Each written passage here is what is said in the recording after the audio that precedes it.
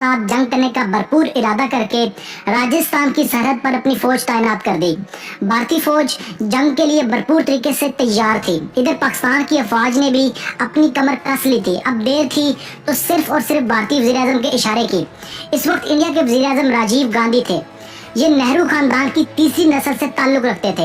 ये इंदिरा गांधी के कत्ल के बाद कांग्रेस के सरबराह और भारत के वज़ीर-ए-आज़म बने। बहरहाल नाम राजीव गांधी के इस वक्त खसूसी मशीर थे और जो वाक़या हम आपकी खिदमत में पेश करने जा रहे हैं, बहरहाल नाम इस वाक़े के चश्मदीद गवाह भी हैं और ये लर्जा खेज वाक़या उन्होंने कई मरतबा कोट भी किया है। जनरल ज़िया-उल हक इस वक्त पाकिस्तान के आर्मी चीफ और सदर थे।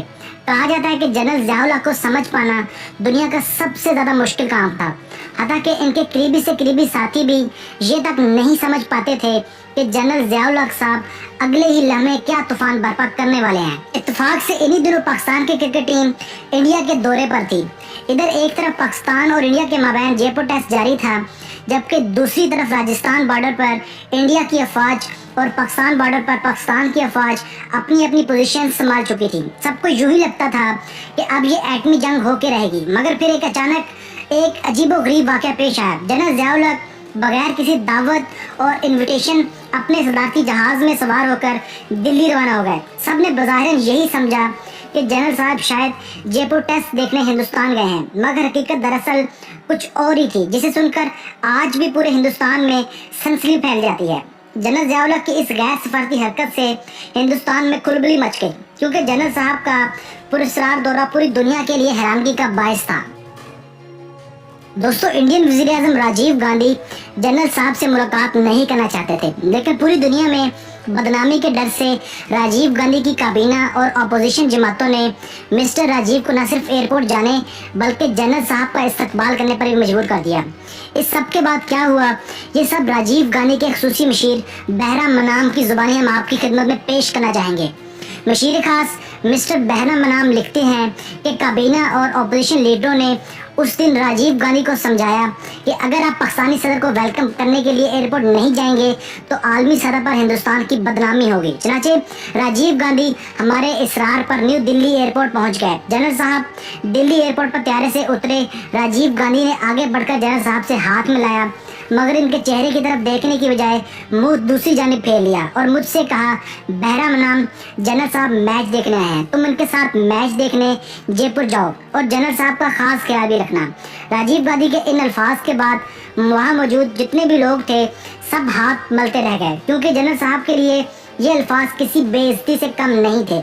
लेकिन दोस्तों, वज़ीर-ए-आज़म के खसूसी मशीर बहरा मनाम लिखते हैं कि वो जनरल साहब का इस मौके पर रद्द-ए-अमल देखकर हैरान रह गया कि न जाने आखिर वो किस मट्टी के बने थे।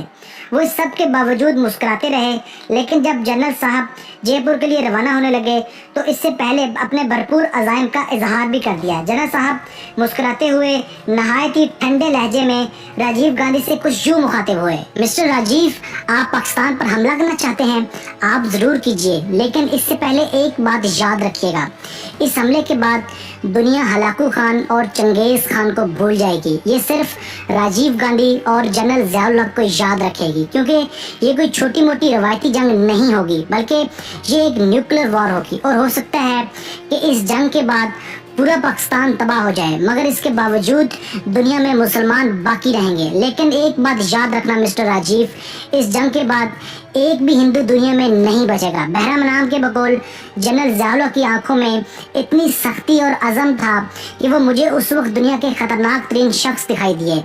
ये सुनकर राजीव गांधी की पेशानी पर पसीना आ गया। मेरी रीढ़ की हड्डी में एक अजीब सी सनसनी फैल गई। जनरल ज़िया-उल हक ने ये फिक्रे नहायत संजीदगी से कहे और इसके बाद वो मामूल के मुताबिक मुस्कुराए और मुझे और प्राइम मिनिस्टर राजीव को वहाँ हक्का बक्का छोड़कर दूसरे लोगों से नहायत पुरतपाक अंदाज में हाथ मिलाया।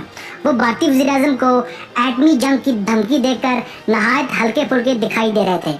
इनका खुशगवार मूड देखकर हर कोई अंदाज़ा ही नहीं लगा सकता था कि सदर पाकिस्तान जनरल ज़िया-उल हक अभी अभी Indian prime minister Rajiv Gandhi को जौहरी जंग की धमकी देके हटा है।